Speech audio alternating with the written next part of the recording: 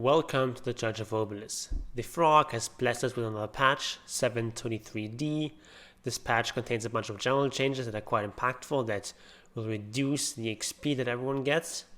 We also have 2 neutral items removed from the game and a whole bunch of minor balance changes.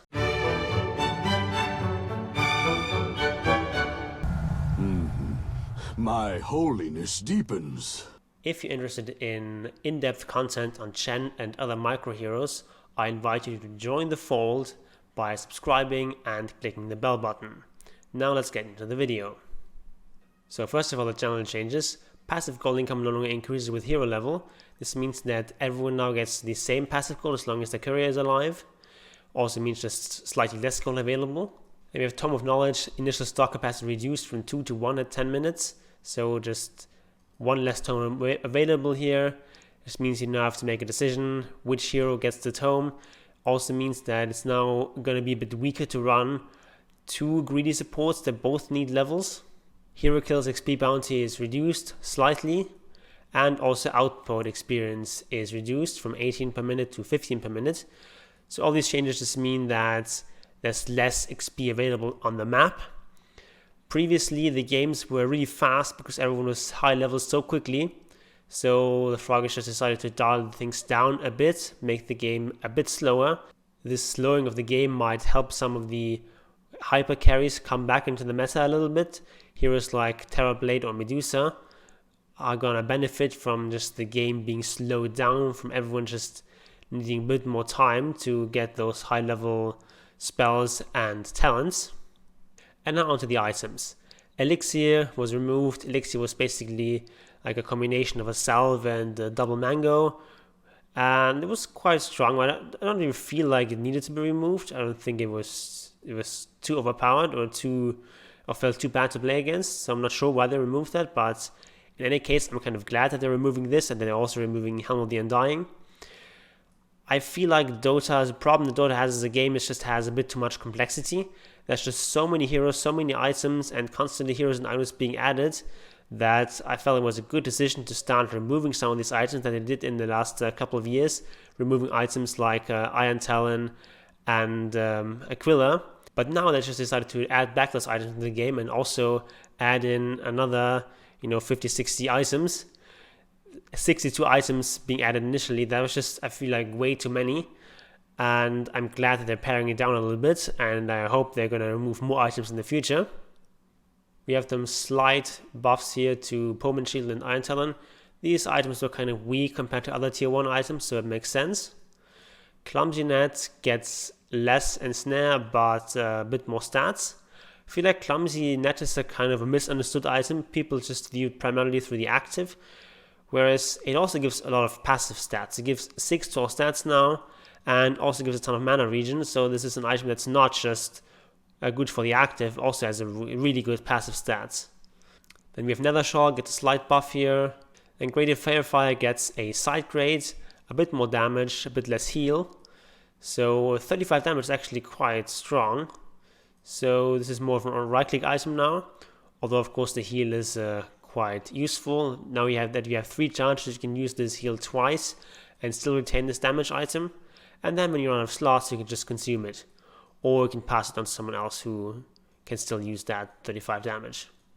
Helm of the Undying also removed from the game. This item was just a bit stupid, so I like it being removed. It was a bit too strong, and it just sort of broke some of the rules that Dota is supposed to have, so I'm glad that it's gone.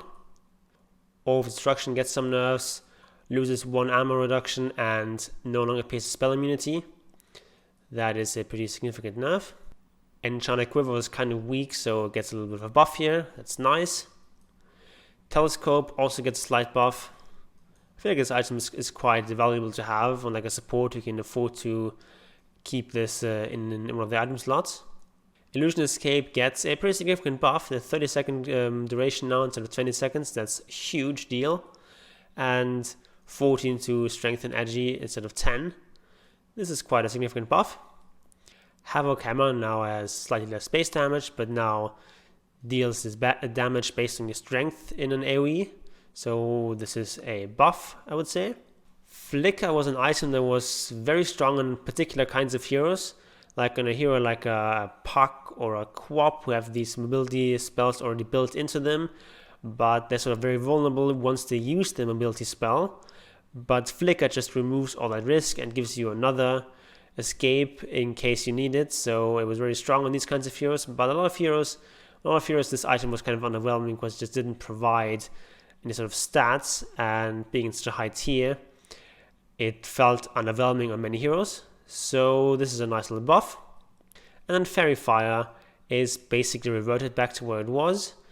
The new Fairy Fire was just so expensive that hardly anyone bought it, so it makes sense to just go back to the way it used to be.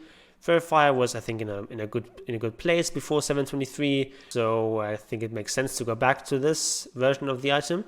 Now onto the heroes. We have Bloodseeker getting a slight nerf here. That hero was quite strong, especially with this fighting meta that we have right now, so it makes sense to give him a little bit of a nerf. Crystal Maiden gets what is mostly a buff, so she loses some mana regen innately, but her Arcane Aura is now much stronger on herself. So what this means is you have less mana regen obviously at the start when you don't have the aura, but as soon as you have level 1 in the aura, you get the same regen as before, but with higher levels in the aura you get more regen obviously. So with this changes, I feel like maybe you want to max out the aura now on Maiden again. Previously, often you would just put like 2 points in the aura and then max your Crystal Nova. But now that the aura scales so well, it scales linearly, and of course you have this 3x multiplier on yourself. I feel like the aura is now where it's at. You just want to max the aura and just have value points into your other two abilities. Drow Ranger, she was actually surprisingly strong in the previous patch. So now she gets toned down a little bit. Multi-shot damage is going to be reduced a bit at higher levels. And level 15 talent is nerfed, level 25 talent is nerfed. This level 25 talent was very, very strong. So it kind of makes sense if you want to nerf this hero to look at this. Lina is a very strong hero, particularly as position 4.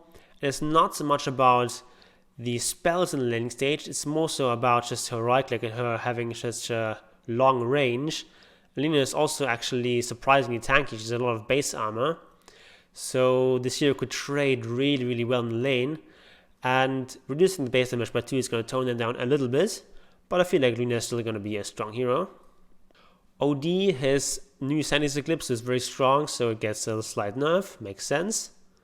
And then Treant Protector, the hero that was reworked in the C patch and I feel like really overbuffed. Now it gets toned down a little bit. Leech Seed mana cost is increased from 80 to 110. And the cooldown is also increased at lower levels. And also we have Overgrowth cooldown is going to be increased. At level 1 it's the same, but at the higher levels it just stays at 100. So Treant Protector was really, really strong with these huge buffs he got in the C patch. So it makes sense that they are nerfing him. I still feel like this hero is going to be very strong.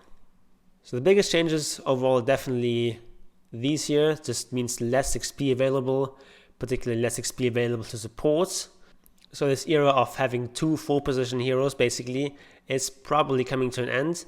Position 5 is still going to have a lot more resources to play with than they did in 722, just because they no longer have to pay for wards. But it's not going to be quite as easy of a ride to get experience as a support. So that is 723D. Coming up on this channel is going to be some content on Lone Druid, one of the reworked heroes in 723 and one of the big winners of that patch. So we're going to try to figure out how this hero can be played in the new patch. And if you don't want to miss that, please subscribe to this channel, join the fold, and also remember to click the bell button so you get notified when those videos are posted. In the meantime, take a look at my guide to Chen creeps, updated for 723, where I go through all the neutral creeps and talk about how to use them best on Chen, or we can trust the YouTube algorithm, and Ober is willing, I'll see you there.